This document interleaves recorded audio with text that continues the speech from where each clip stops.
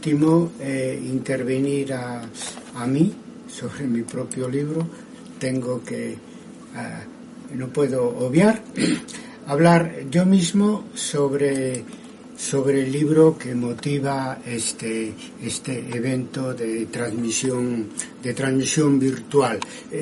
Primero agradecer a los colegas que me han precedido su interés por el libro y el que hubieran accedido a acompañarme en esta presentación, que tiene en común para todos nosotros, naturalmente, reivindicar el papel necesario del marxismo en este siglo XXI. Primero explicar la motivación personal mía para escribir el libro, ¿no? Yo, como sabéis, soy gallego de nación y desde muy joven, desde que empezaba a tener conciencia política, me planteaba el interrogante que me generaba cierta inquietud por no saber la respuesta inmediatamente y es lo siguiente: ¿cómo puede ser que una nacionalidad como la gallega hubiera perdurado a lo largo de los siglos, concretamente en el siglo XVI, XVII, XVIII, en el antiguo régimen, sin apoyo oficial ninguno, sin apoyo institucional, sin intelectuales, etcétera, que lo apoyaran, cosa que fue así hasta mediados del siglo XIX con el resurgimiento. Y yo intuía que tenía que haber algo más que el aspecto idealista, espiritual del hecho nacional, tal como nos lo exponían, nos los pusieron los nacionalistas gallegos desde el siglo XIX. Intuía que tenía que haber una base material, y ahí es donde me encontré con Borojov en la edición, justamente, que acaba de poner en evidencia aquí en su intervención Jaime Pastor, ¿no? Yo creo que eso me animó principalmente a una relectura de las obras de Marx y Engels para entender esto que yo llamo la base material de la nación. Bueno, abreviamos en el libro, pero realmente, como ha dicho Jaime también, en mi primera versión escribí la base material e histórica de la nación, el apartado capítulo 3 de historia es fundamental para entender lo que se defiende en el libro y en general para entender lo que es el marxismo, o sea, el materialismo histórico, ¿no? Borojov, la historia de Borojov, aparte de ser interesante intelectualmente, es conmovedora, ¿no? Él es expulsado del Partido Socialdemócrata ruso hacia 1909 por ser un nacionalista judío. Inmediatamente publica sus obras sobre la cuestión nacional judía y sobre esa idea de él de combinar el nacionalismo con el marxismo. Es dirigente de un partido sionista de izquierdas, los Obreros de Sion, que después él y su partido ingresan en el año 1917, después de la Revolución de Febrero, en el Partido Socialdemócrata de Rusia bolchevique. Él, digamos, que organizó las brigadas judías en la revolución y en los inicios de la guerra civil en favor del Estado soviético, y desgraciadamente muere significativamente hace un siglo por una neumonía en diciembre del año 17. Yo creo, en todo caso, que no hubiera sobrevivido a la represión stalinista, porque era muy original en su pensamiento marxista y además era judío. Por lo tanto, creo que esta presentación digital de mi libro lo que debe servir es para la rehabilitación de Borojov. Yo en eso me uno a los planteamientos que ha hecho Jaime Pastor aquí. Merece volver a ser leído. A mí me abrió un camino, sobre todo para volver a las obras de Marx, para reconstruir un concepto materialista de nación. Porque de lo primero que me di cuenta es que Borojov no tuvo acceso a obras fundamentales de Marx y de Engels, yo que sé, la ideología alemana, los Grundrisse, la historia de Irlanda, etcétera, ¿no? que son fundamentales para entender el concepto materialista de nación en Marx y Engels. Por ejemplo, me sorprendió, por eso he intentado ir más allá y volver con todas las ideas que aporta Borojov a leer a Marx y a Engels, porque Borojov subestima el factor económico, creo yo. Cuando habla de condiciones de producción, habla sobre todo de condiciones naturales e históricas, cuando las condiciones económicas son fundamentales para Marx y Engels y son fundamentales para entender históricamente, incluso hoy en día, el hecho nacional. Por ejemplo, no valora la importancia que tienen las condiciones de producción en su fase reproductiva, es decir, que hay que entender las condiciones nacionales de producción y de reproducción. Lo digo porque Marx habla una y otra vez de las condiciones previas y las condiciones resultantes, y porque es muy importante entender el fenómeno nacional como un proceso de construcción y reconstrucción, y en lo tocante a las relaciones sociales de producción y de reproducción social. Por lo tanto, un aliciente para volver a leer a Marx y reconstruir y desarrollar, con todo lo que sabemos hoy en día, con posterioridad a todas las aportaciones de Marx y Engels, lo que debe ser un concepto más global, con una base materialista clara del hecho nacional. Bueno, 35 años después de mi primera versión en gallego de la base material e histórica de la nación en Marx y Engels, hoy podemos afirmar que es más actual que nunca este trabajo mío, más de investigación en la obra de Marx y Engels que ensayo, ¿no? Aunque naturalmente yo aporto mis propias ideas, ¿no? Lo digo porque la razón de ser que hayamos traducido y actualizado esa investigación de hace más de 3 décadas hoy en día es porque, como consecuencia de la globalización, vivimos un resurgir de las identidades nacionales en España y fuera de España, en Europa y fuera de Europa, en el mundo.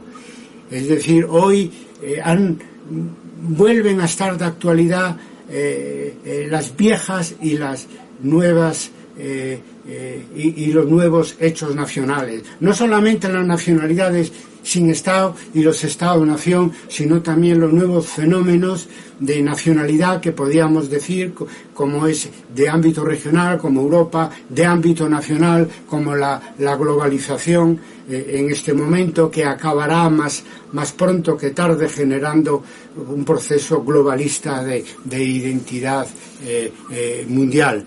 Por lo tanto, hoy se superponen las identidades. Eso en la época de Marx no estaba para nada en el horizonte, ¿no? Y es que hoy hay dobles, triples y hasta puede haber cuádruples identidades.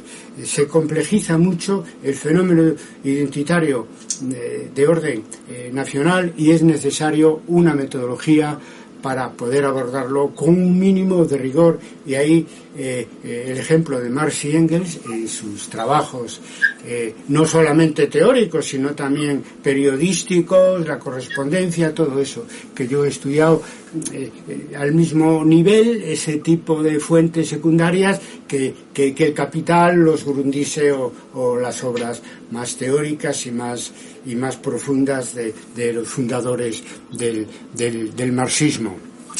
Después de Marx y Engels, el tema nacional se etiquetó como el problema nacional o la cuestión nacional entre los marxistas. con cierto grado de exterioridad, es decir, y con un enfoque más negativo que otra cosa, es decir, con un problema sobre el que hay que tomar postura. Obviamente en el camino quedó en el olvido las ideas de Borojov, pero insisto, dudo mucho que hubieran prosperado con todo el peso que con posterioridad a los años 30 tuvo en el marxismo, el leninismo, tuvo en el marxismo y el leninismo las ideas de Stalin. Por lo tanto, es una reivindicación necesaria que nos debe llevar a transformar el enfoque negativo en un enfoque en positivo. Yo creo que es el mayor logro del libro, ¿no?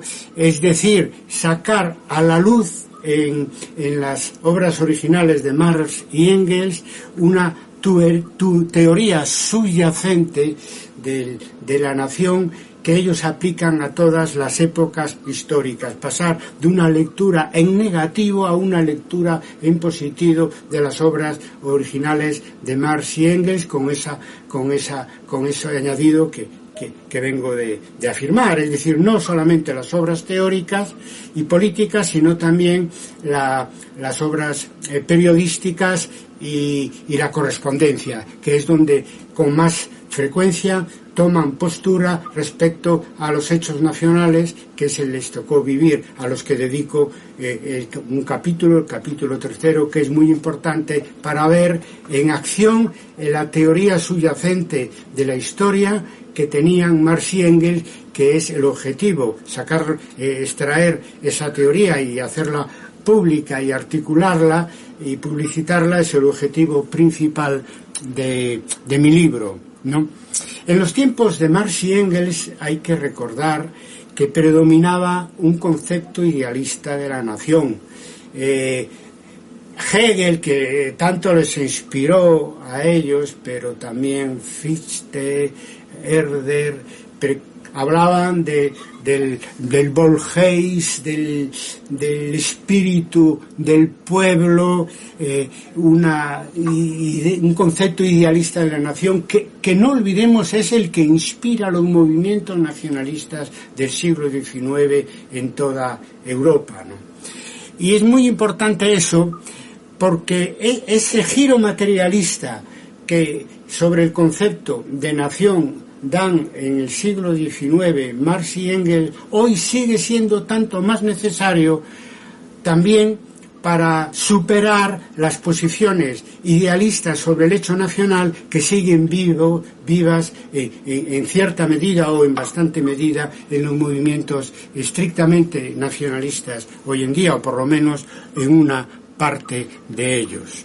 El último Engels, tan autocrítico que tanto tenemos que revalorizar, decía en alguna de las cartas, no tengo la referencia ahora, que quizá ellos tuvieron que insistir mucho en el papel de la economía para entender la sociedad y la historia, porque justamente luchaban contra esa hegemonía del idealismo en lo que en aquel momento no se llamaban, pero hoy podemos llamar ciencias sociales, ¿no? Entonces, en ese sentido, es muy importante tener en cuenta que a veces lo que parece un exceso de interés por la base de las material de la sociedad, pues hay que contrarrestarlo a través de la dialéctica, hoy con un enfoque más global, etcétera, ¿no? De todas maneras, en el caso del concepto de nación, el problema no es tan así, porque en el propio concepto de condiciones de producción, de condiciones nacionales de producción, que a veces ellos lo utilizan como sinónimo de otro, que son condiciones existenciales de la nación, es decir, condiciones de la existencia de la nación. Pues en este concepto que que se diferencia un poco, aunque lo contiene, pues de otros más abstractos, como fuerza productiva, relaciones de producción, modo de producción. En este concepto de condiciones de producción o condiciones de existencia nacional, obligatoriamente hay que articular la interacción entre la base y la superestructura, cosa que no pasa con otros análisis, por ejemplo con análisis del capitalismo en sí mismo, por ejemplo. Y ellos lo hacen cada una de las aplicaciones de su concepto de nación, sobre todo en el trabajo de coyuntura, ¿no?